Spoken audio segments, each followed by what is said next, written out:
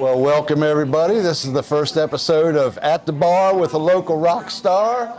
And my first guest is a very special guest. My brother that I've known since 1980. We've been in so many bands together. Ladies and gentlemen, Mr. John Kirby from Yeti Bones. How y'all doing? Good. Hey, brother. Good to be here. Well, first thing I want to say is, you guys got the coolest T-shirt I think in the band industry. I love that shirt. Yeah, Y'all got a 4X? Yeah, we do. Matter of fact, and we got new color. We got the purple now, which that seems to be the boot. You know, Oh, the new really? hit. Yeah, the Okay. black was really good, but Yeah. people are digging the purple. So, Well, tell me a little bit about the new band, how it all came together and all like that. as far as with the new drummer, or, Just the whole Yeti Bones, really, from the first day. Well, it started. I was going around sitting in with different bands who would ever let me sit in and play a song or two, or occasionally bring the amp and sit in. You know, I did that with Chris Armentrout and a couple of people, and so I got the urge to play again. And I was talking with Dave Whitlock. We were talking about it. And he goes, you need to start a band. I'm like, I don't know anybody who wants to play with me. I think I'd burn all those bridges, And he said, why? I said, well, one, nobody wants to play what I want to play. He said, well, you just start the band and you be the guy and do it. And I'm like, I've never done that before.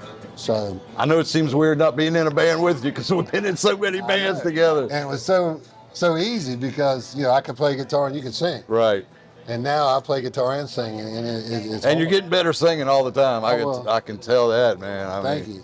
I think you just came out of the gate maybe a little nervous and nervous and never done it. Feel comfortable up there now, I think. Yeah, a lot more comfortable. Yeah. That's still a lot going on at one time. Yeah. But the band started, me and Greg Phillips were together talking about playing some music. And kind of said, what do you want to do? And so he knew Scott Flesher, who played drums. So the three of us, we got together and said, now we need a bass player. So we tried out all these bass players. And I forgot about that up in Stanton with Swanee. Yeah. Swanee didn't want to do it. He'd had enough He just didn't want to do it. He'd had enough of the music. So we ended up, I gave Rusty Kibbe a call. And at first he goes, I don't think so. And called him back. He goes, well, let's see. So we got together and jammed, and it went really well. So he decided to do it. So that was the original Yeti Bones.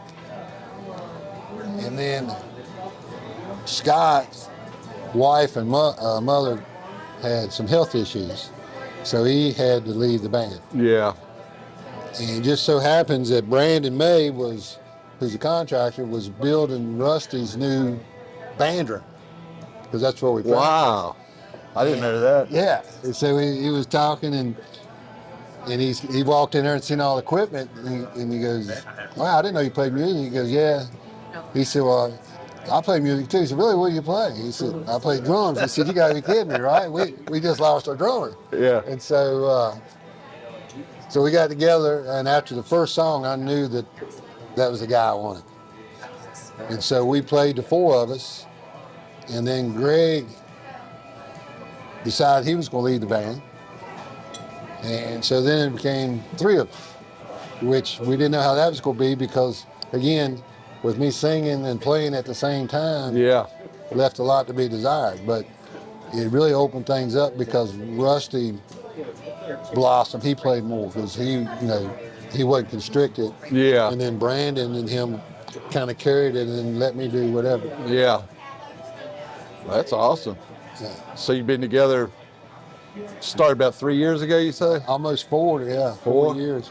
From the very beginning, yeah. Good Lord, time goes by quick. I know.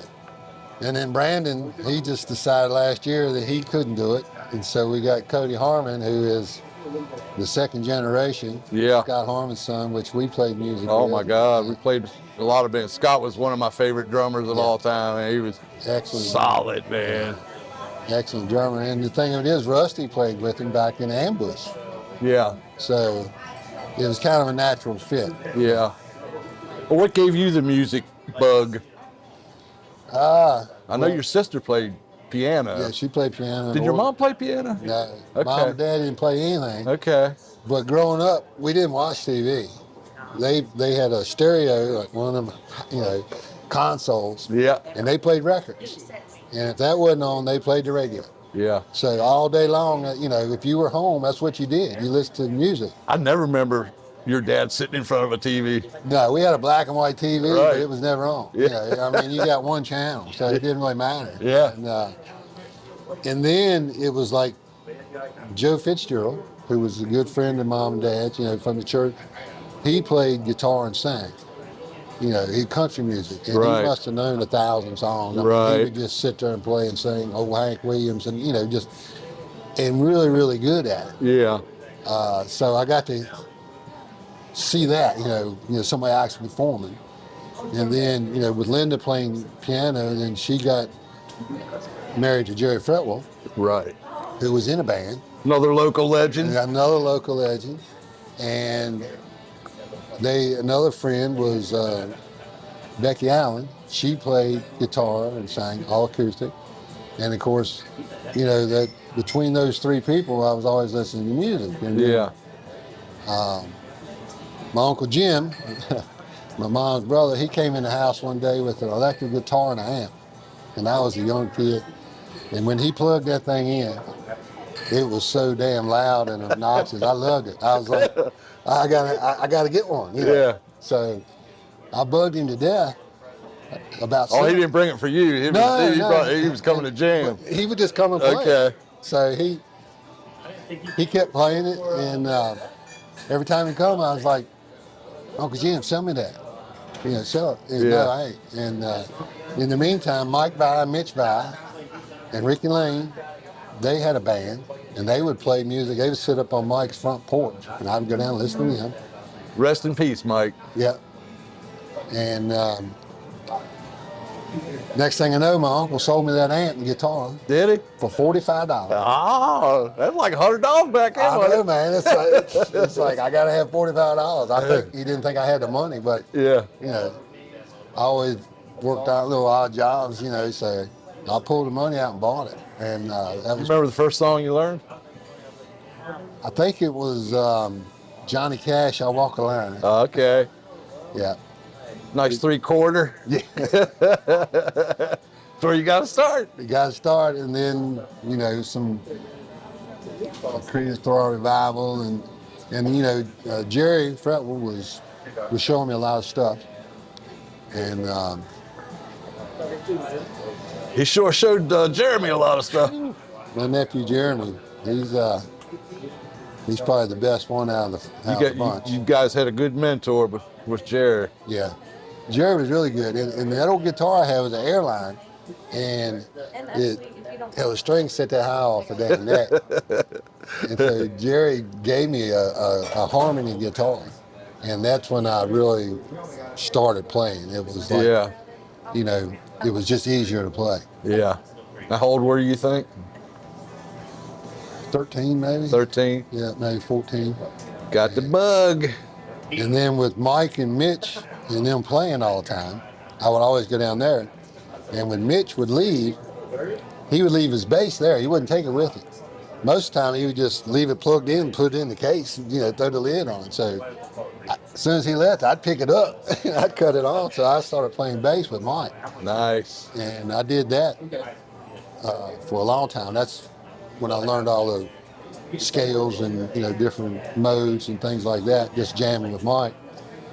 And then I finally decided I really wasn't a bass player, so went back to guitar when I was about 17 and buckled down.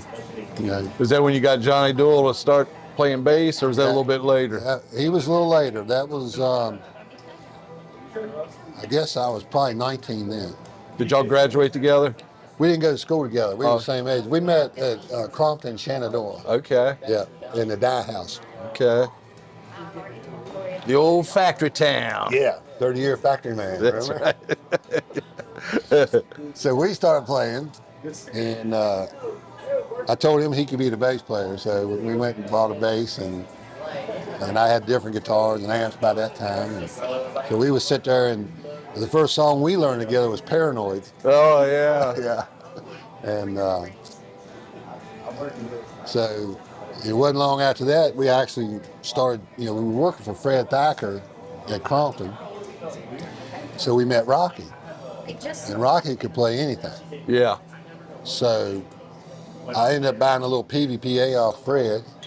And Rocky would come down, and me and Johnny and Rocky would play down at Mom and Dad's at the patio. Okay. The three of us jamming.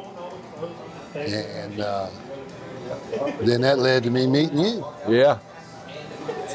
Well, you guys must have had a little band going before you met me, or just kind of starting. Well, it was kind of starting. We ended up, Rocky, of course, went on to greater things. Right. And it's good to have him back home. Yeah. He had a great career. So got Eddie Driver. Yeah. Was playing drums. That's when I met Grumpy, Steve Atkinson. Right. Because he worked at Mad Anthony's, who Johnny's brother Roger owned the restaurant. Oh, really? I didn't know that. And so I'll be damned. I just moved to Stewart's Draft in that house out there, the farmhouse. And Steve was looking for a place to live. And so since he played guitar, I was like, well, hell, come on. So he moved in with me, so we started playing. Yeah. And then Johnny, and then with Eddie. And Teresa Daggy. And then I met you down at Apple Acres. Right. And we got to talking about music, and then you came out. Yep. And then that was another natural fit. Yep. I was sharing the stage with her. Yeah. But it got to a point where it's like, hey, I want to be the singer. Yeah. Well, I don't want to be coming on and off. And so you guys had to break her heart. Had to break her heart. And I'm sorry about that, Teresa. Yeah. But, things happen in this business and you can't turn back. Right. Well, me and you were writing songs together. Yeah. And, God, we wrote a lot of songs together. I mean, what, 70, 80 songs maybe? Probably in that range. I mean, even the ones that we forgot. Right. Oh, yeah. Yeah. You probably remember more of them than I do. I remember a lot of them, but yeah. I don't remember all of them. But, yeah, we had some songs. First song we ever did, though, was Heartbreaker by I think so. Funk. I remember that and All Right Now. I remember singing that. Yeah. As one of the first, kind of like when I was auditioning for you guys. Yeah. And, of course, I never did play that right till later on in life because I was really never that good at covering. Oh, man. But, back in them days, we'd practice two or three times a week. Oh, yeah. I mean, hell, we had the band set up in the living room at the house. Right. Didn't have no furniture, just had the band sitting there. And I come home, I played every day, after work. And so how did we end up at your dad's shed? Because you moved out of that house? We made, how did that happen? Because we definitely started we at were that down house. there first, and then I moved out. So we were down at the patio, me and you and Steve. I don't think I was ever at your dad's then. Yeah. I met you at the house. You met me at the house. Yeah. I don't remember you guys playing at the patio at all. I thought I had a picture of you one time at the patio. You had your FFA coat on. That was in the, Yeah, Dad's house. Yeah. Yeah. Yeah. Okay. But so then right after that's when I moved out. Oh, okay. And then once I moved out, then we set up in the house. But we always had somewhere to jam. Right. It was like over at the apartment or down in Dooms at the barn, and I remember we practiced. I had an apartment. We practiced in that little bedroom. Must have been like 10 by 10. Oh my God. Yeah. So and your dad's shed was small. It was small. And Turkey Trot, we practiced out there too. We did practice out there. Yeah. And so we were Rock Mountain, me and you and Paul and Johnny. Yeah. And we played, a couple years, 2 years? Yeah. 3 years? Actually, it was 3 years. Yeah, at least 3. I'm thinking from 80 to 84. No, 83 is when we broke up. Oh, really? Yeah. I remember because Crompton was closing. And so I got laid off and ended up, the band broke up. Johnny, he was going, he didn't want to do it anymore. And I wanted to go out on the road. I wanted to make a living playing music. So right. We split up, and I actually went on the road with the Road Ducks as a guitar tech. You know, I was basically a roadie. Hey, how you doing? Good. And I did that to learn the business. That's what I told Jay Nedry. I said, I'll come out for a couple months. I said, but it's because I want to learn the business, because you guys, they were a road band. Remember, those guys were. He's still relentless, man. He's gigging every day, it seems like, man, somewhere. He's awesome. He is. So anyway, I did that, and then when I came back, you were in Surrender, I think. No, Surrender was after Rock Mountain. That's what I'm saying. When I came back off the road, I came back off the road to start a band, and you were playing with Surrender. Right. So I couldn't get you, and so it was me and Johnny and Tony Roberts, and was that Chuck Martin? Chuck Martin, and Tony on bass. Tony guitar. I was on guitar. And Johnny on bass. And I'm trying to think the drummer's name. Looked like Steve Perry. Oh, Doug Frazier. Doug Frazier. Hey, Doug Frazier, if you're out there. Hey, Doug. Love you, brother. So yeah, we had a band, and we actually opened up for the Road Ducks a couple gigs, and then that didn't go anywhere. And then I met Joey DeMasi. So me and Joey and Richard Knuckles and Earl Smith and Doug formed a band called Revenge. That didn't last very long. Richard Knuckles, love you, brother. I learned so much from Richard. I used to go, me and him sit in his house and just play, the two of us. Yeah. Man, I learned so much from Richard. Yeah. He was really, really an awesome guitar player. He was in Madhouse for a while, wasn't he, with us? Yeah. One of those bands. Yeah, when we practiced down at Camorra. Yeah. They said, whatever you do, don't drink and smoke here. Okay. And you can't stay past 9 o'clock. Okay. So we drink all night. Yeah. Play music and then play basketball. Play basketball in the gym till 12 or 1 o'clock. We had the door, we put a deadbolt on the door so they couldn't get in. We climbed in through the window, remember that? Yeah. We had screws in the window. We'd go into the window. Oh, well. Oh, what kind of guitar is your favorite right now that you're playing? I mean, I'm still a Gibson man, you know. Yeah. My 2 Les Pauls and the 2 Flying V's.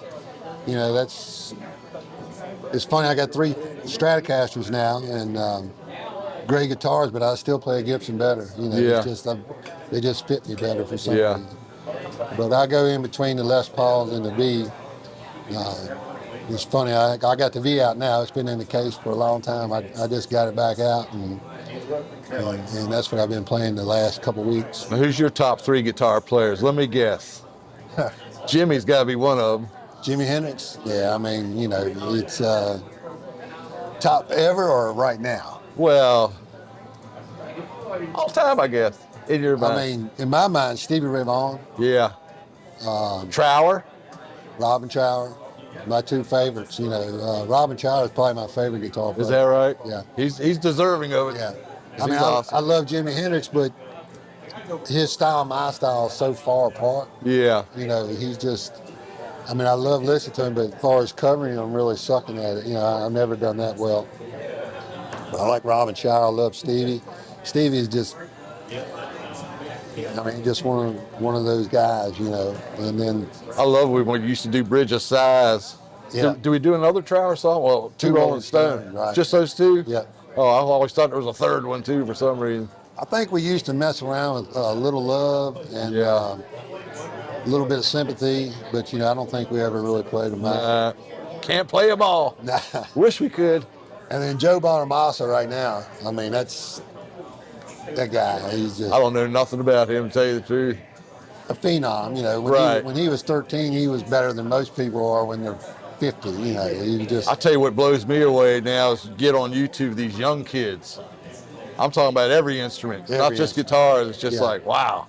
Yeah. You can tell they've been starting since they're like 2 years old or something. And they just stick to it. You know, I mean, when you sit in your room and do this for 8 hours a day, and you have the talent, I mean, you're just going to blossom. You know, that's the hardest thing, you know, to be that dedicated to it. Yeah. I mean, when I was a kid, I wanted to be outside. You know, that's like, yeah, I want to play the guitar, but you know what? I'd just soon run around in the mountains Right. as play the guitar. Yeah. You know, Still that way a little bit, ain't you? yeah, still that way a little bit. Like that hunting. Love that hunt. You know, Nothing wrong with that. That's a good. That's just a good being out thing. in the mountains. You know, Right. It's, yeah, I love the deer hunt and turkey hunt. Except for that one little incident of falling out of the tree stand. Yeah, but I really didn't fall out of a tree stand. The ladder I The was ladder collapsed. broke. Yeah. Ugh. And I knew better than to climb that ladder. I mean, I looked at it and said, it ain't gonna hold you, but I wanted to go get up in there, so I did it anyway. Probably close to the top too, weren't I you? was at the top. Oh, I was holding on to the structure when the ladder broke, and the ladder was gone, and I'm holding on, and I couldn't. I mean, does it bother you to stand all night playing music now, or is it pretty healed up?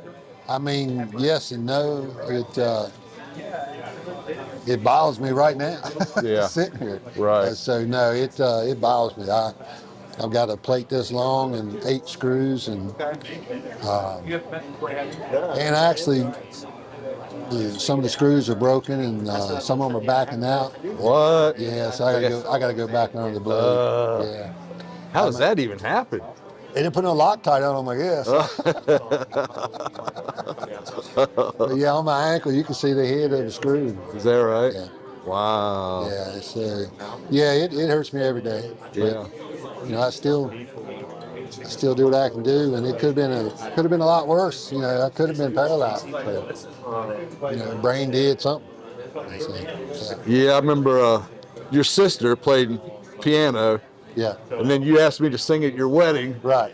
and I never sang in front of a church before. I've never been so scared in my life. I was up there going, it was Time in a Bottle by Jim Croce, and I could not get anything out, man. And finally, your sister just took over. She started singing. She started singing. She's like, sing along with her, you know.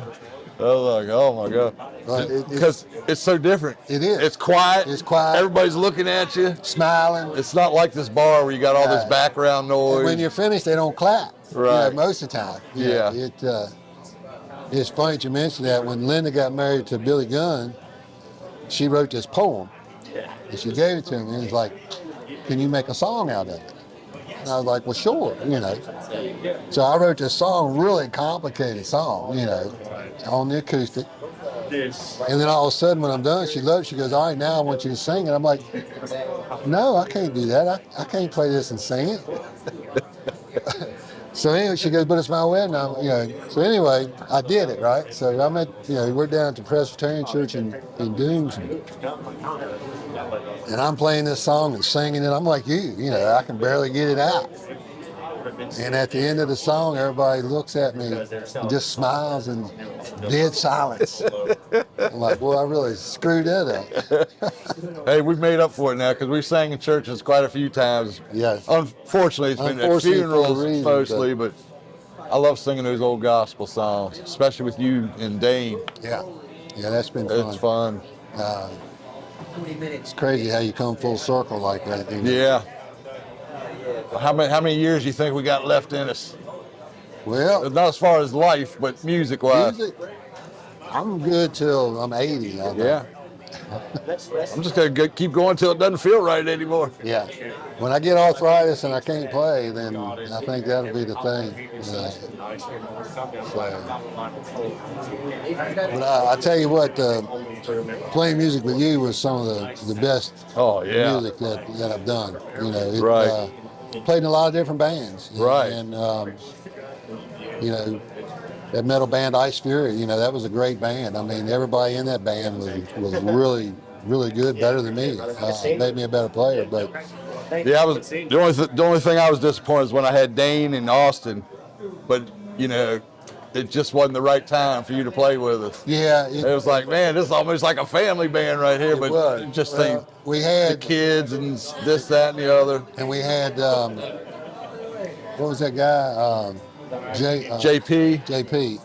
Me and him didn't really mesh. I mean, he's a hell of a musician. Yeah. but we didn't really mesh. We were playing some pretty weird stuff. And we all were doing some weird stuff, man. And you know, Backstreet Boys. Yeah, you know, I want to hold your hand, and you know, Yeah. like, and I just wanted to jam. You know, I wanted to play heavy blues and solo and Stuff we've always been playing. we always yeah. And so yeah, it didn't work. I remember I come to you and told you I just wasn't feeling it. You know, Right. but yeah, I look back on that going, man, if I'd have just hung in there a little bit longer, but I didn't want you to change what you were doing because you were really enjoying it. Yeah. And you still are. Yeah. I mean, like you said, the singer should be the one picking what he wants to sing, not Well, that's the good thing I like about this band is they all sing. right. You know, it's like every one of them sings at least 3 songs a night. Right. So I don't have to carry the weight, but you got to sing them all. I sing them all. I noticed Rusty's starting to sing a little bit more on the back end. Yeah. And Cody's trying, you know, he's doing little harmonies, and Now, if Cody's a real harmon, he should be able to sing. his problem is like everybody else, playing and singing at the same Yeah. time. You know. Plus, he's just getting into the thing, too, with you guys. Yeah. Yeah, I miss old Scott, man. Joey, Joey, Swanee. Madhouse was a great band. It was. That Yeah. was one of my favorites. I think that's the one that Gary Kirby latched onto where he said, Yeah. I'm leaving the corporate world and I'm going to buy a PA and run sound for these guys. He did that, and he made that move. He stepped it up to, trying to think of the name of that band. But I remember he come to us, he had an opportunity to go out on the road and be with the, arena band Right. as opposed to a bar band. And Now look- we're like, man, you got to go. You know. Look at all the stuff he does now. Like he set up the PA for the Foundry and he's doing stuff for us down here at the Plaza. Thank you, Plaza, by the way, for having this thing. And that was a great meal. Loving the drinks. Awesome meal, awesome Sprite, but I had burrito and a fajita, and it was really good. And Yeah. of course, Yeti Bones, we played here last Friday, so thank you for that, Chris. We thoroughly enjoyed that.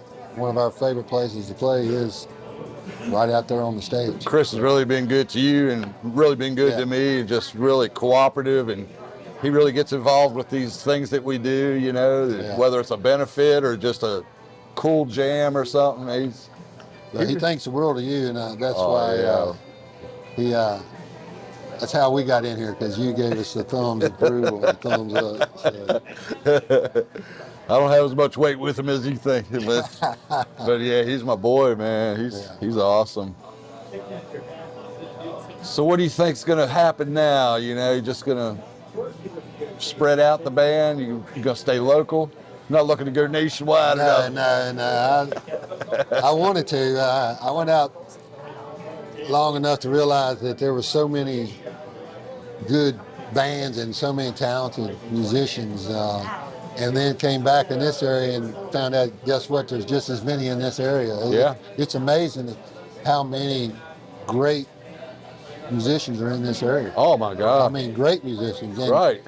Whether it be singing or playing guitar, bass, drums, whatever. It's Right. just the talent level is just out of this world. I always call it the Valley. The Yeah. people in the Valley, like you said, there's a lot of talent. It's just amazing to me, and I truly enjoy listening to everybody that plays. Yeah. And, but as far as Yeti Bones, we want to play a little more than we booked this past year, but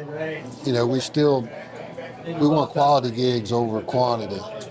Of course we love to play at the really nice showcases, but Right. we're slowly stepping out a little bit. Cool. Hey, how you doing? Yeah, tell me about some of the Road Duck experience. Road Ducks, Artemis and all that. yeah, they were opening up for a lot of big bands, and of course they was actually doing a tour with Artemis Pyle and the Artemis Pyle band, not the same Artemis Pyle band that we opened for at Expo. Oh, really? This was the later version. It was just him and a bass player and a guitar player, Oh. and it was kind of like a jazz fusion type of thing. Oh, wow. I got to know Artie, and we became very good friends, and we spent days and nights together. And I won't elaborate on all that, but we're a really nice guy. Yeah. We're a really nice guy, and He took a lot of the blame for that whole wreck for some reason, you know?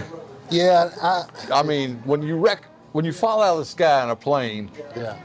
nothing's going to happen logically. No. It's just going to be chaos. It's chaos. And that's what it was. It was chaos. He was just the scapegoat. When the plane went down, you know, the both engines had quit working, and so the pilot dumped the gas, and so they were just floating in, and they started hitting treetops, you know, pine trees, and then all of a sudden they hit the oak grove, and when the plane stopped, it just broke apart, completely broke apart. Some people were stowed out, some people was trapped in, you know, some people had the seat, you know, in the seat strapped in. Some people wasn't. Right. But there's no fire because he dumped the gas, there was right? no fire. And they were in the dark woods at night. It was raining, and you know, Artie, and this is what he told me, because I asked him about it. You know, I asked him why he wasn't in. Well, we're talking about Leonard Skynyrd, people. The Leonard Skynyrd wreck. Artemis Powell. I asked him why he wasn't in Washington College, and because they did, they held a. It wasn't a grudge, but they had hard feelings because of the plane wreck. When the plane wrecked, Artie was thrown out, and he had a cut on his head, and his leg was all messed up. Remember when we met him the first time, had a limp? Yeah. But he wasn't dead, and he said he looked around and in his exact words, he said, "My friends were dead and dying." So he said, "I was trying to help them, you know." But he couldn't get him out of the plane. He cut his hands on the fuselage and everything, trying to get them out. But some of them was trapped underneath, you know, and with his leg being messed up, and I guess he probably had a concussion too, he just couldn't do it. So, you know, he was a Marine, ex-Marine, and so he started walking like perimeter circle, trying to find somebody, some life somewhere to come back. Were they like in the middle of nowhere? Yeah, they were in the woods, so there was no lights, no farmhouses, no street lights, no nothing. And so, you know, he's just basically wandering around trying to find somebody. Yeah. And what had happened before he got back to the plane with somebody, some other rescuers had showed up that had heard the plane went down or something, and drove in.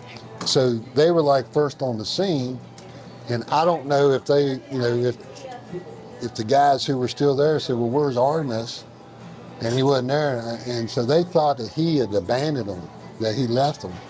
But actually, he just was going for help because he couldn't help them. And that's what he told me. He said, JC, he said, I couldn't help them. But I wanted to find somebody that could help. Now, do you know how many of them actually survived? Well, I mean, they had, you know, the road crew and everybody. I mean, Ronnie Van Zant died, and Cassie Gaines, Steve Gaines died. One of the road managers died, but the rest of them survived. Wow. And so, but they were messed up. And yeah. So they held it against him, and that's why he wasn't in Washington College. What side's the So that's when we met him. You know, we met him at Artemis Powell Band, and Boston Collins was already out there. And I met him, and I got to meet Delbert McClinton. We were down at Celador much more in Richmond, and got to meet Delbert McClinton, and that was really a good experience. And did you guys meet Fog Hat when we opened up for them? Yep. You know what I remember about that gig more than anything? Is Kelly had one beer and got sick as heck.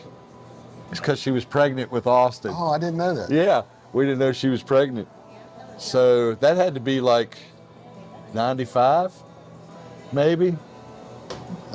Pretty close. That sounds about right, because Austin was born in 96. Yeah.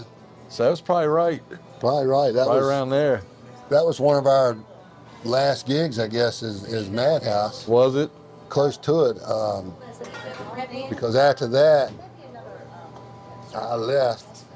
I retired again, and y'all got Ricky and became Virginia. Yeah. Wow. Yeah.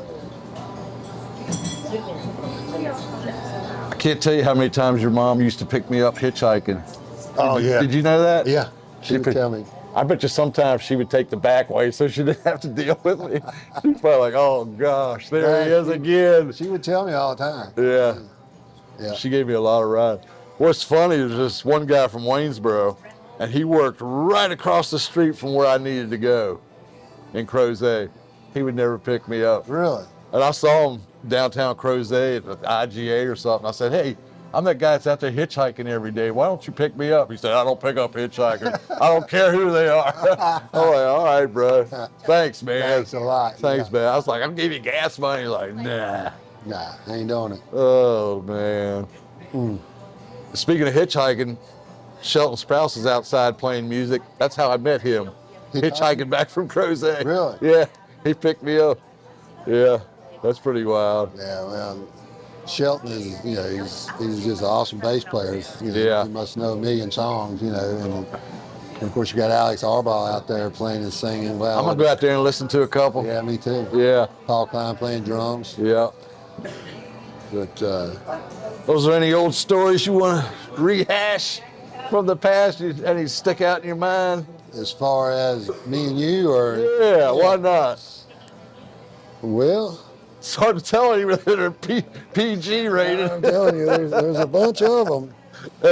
We You know they say sex, drugs, and rock and roll. I Yeah. ain't saying nothing. I'm not saying a word. I'm too old to care anymore. Yeah, but we can't go but so far. But, Yeah, my grandkids might be watching this stuff. right.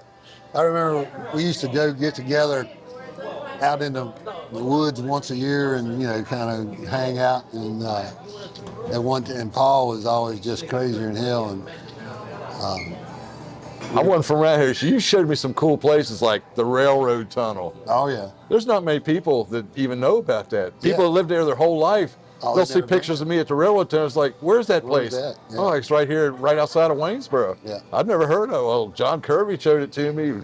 We went and took band pictures out there. That was Yeah. cool. well, just like the caves down in grottos. Yeah. You know that. Some Yeah. people don't know about up No, on that hill. You got Grand Caverns and you got two caves, one on each end of it. And it's private land, and we used to go in them all the time. Yeah. And we used to go in during the day, and then we got ran out because people would see us. So then we started going in at night. And you talk about spooky, you know, walking up in the mountains in the night and trying to find a cave to go down in. And yeah, we had some freaky times. Now that new there. train tunnel's nice and all. It's all groomed, it's got a nice path, but I still like it the old way. Yeah, where you had went through to, that thing how many times? The old probably about 5 times. Yeah. I liked it when you had to fight through the jungle to get there. And it was like spooky as hell when you got to, and man, going through that thing was scary, man. Oh, yeah. You get in that middle section, the air was really thin. You couldn't hardly see You nothing. couldn't see nothing. Oh, it was like being in crazy. the cave, yeah. It was crazy. But man, there's some cool places like that around here. Remember that time we were on Christian's Creek? We went over to go fishing because we used to go fishing over all the time. It's one of the best little smallmouth streams, unknown smallmouth stream. But we saw that damn cougar. I'll never forget it. I tell people about that. I said, you're not gonna believe this, but when I was with John Kirby fishing, we saw a cougar. Oh no, it was a bobcat. No, it was a cougar. Yeah. I know what a cougar looks like. Wasn't no bobcat. No, that was, Bobcat's tail this long. That thing had a tail like that. you know, Stuart Straff cougars, there's a reason for that.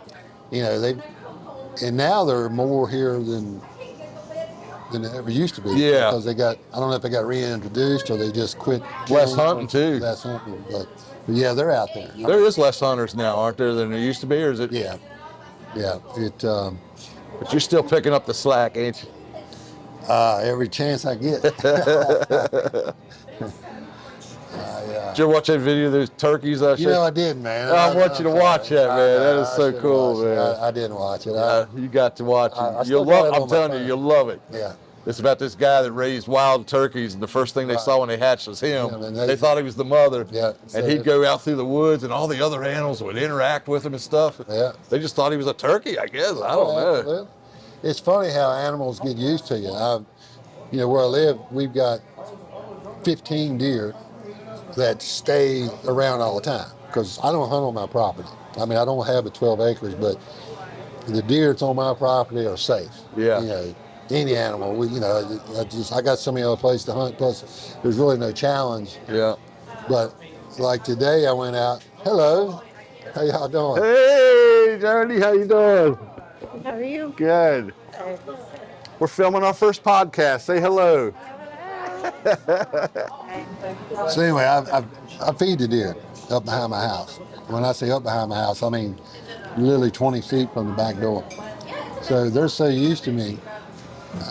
When I pour the corn in the bucket, they start coming out, and I walk out, and I just throw the corn out by hand, and they come as close as me and you, and eat corn, and I talk to them, and it's just crazy. It's like my little pets. Yeah. And Kind of like when I was talking to the frogs that day. yeah, a little different, but a little different food. Man, so I'm sorry. I did go bear hunting with you one time. We did. And the game warden rolled up on us. I didn't have a hunt. You didn't have a license. But they didn't check for licenses, No. thank God. They wanted to make sure our guns weren't loaded. Yeah. That was the only thing. We were on the back of a pickup truck. And you had my shotgun. You won't believe this, but my immediate family does not hunt, but Yeah. all my relatives hunt. Right. And they're crazy hunters like you. Right. They live for hunt. Oh, yeah. You know, somehow we missed that gene. I think I got the music gene and not the hunting gene. Well, I started hunting because Dad, he hunted. And then, of course, Dad, he just liked getting out in the mountains. That was his biggest thing. And we would go out and we would stay out, all day. And Man, your parents were awesome. Man. Yeah, They were so were. hospitable. I used to go to band practice early because I knew your mom would feed me. Oh, I was every like time. a bachelor. I was always hungry. And I'd go out there and mow the yard, and she'd always, I didn't have to mow. She was going to feed us anyway, man. It was She would always get something upset if good. you didn't eat. It was always She something was like, great. y'all gonna eat? You gonna eat? Yeah, Oh, it was always some absolutely. country cooking, man. That was Yeah. some great times. Yeah, she could cook. Well, brother, this has been awesome. It has. This I is- appreciate it. Yeah, man. We didn't have any trouble finding nothing to talk about. I mean, has it been? How long have we been talking? It's like. Yeah. But yeah, this. I'm glad you invited me in to do this. I had to do the first show with you because you're my brother, man. Absolutely. And we've been, I love you, man. I love you too, man. We've been through a lot together, and We have. we know each other like a wife. Yeah. And we need to strap them up again. Oh yeah. You know. We'll be up there the 21st together Absolutely. for Daniel. But if you ever want to just come out, you can more welcome come sing with us at any time. I know that. Yeah. Been a busy beaver here, but it's going to loosen up here pretty soon. Get over the rush. I'm proud of your band. You guys sounding good, man. Thank you. Yeah, it's like I say, the first time I've ever been singer. Yeah. It's a hell of a lot easier just playing the guitar and. There's nothing harder than starting a new band and building up the people. Yeah. Yeah. But like I said, that T-shirt's a good jump. That's a big We help. got lucky on that design. Yeah. Who did that? Teresa Carpenter. Really? Yeah. She found that for our logo, and then Dave Showers, our marketing manager, he went and got the T-shirts done and the stickers, and so he's been in charge of that, and it's amazing. You see them everywhere. Yeah. But it's a good looking shirt, And Saw one at the Metallica concert. I know, man. saw that online. That was awesome. crazy, man. Well, I want to thank Plaza. I want to thank our waitress. I want to thank Luke back there behind the Thank you, Luke. camera, taking care of business. And I think next month is Chris Armentrout. Oh, wow. So I'm curious to know about her life story too. Once again, thanks, brother. You're welcome, man. I love you. I love you too, bro. All right.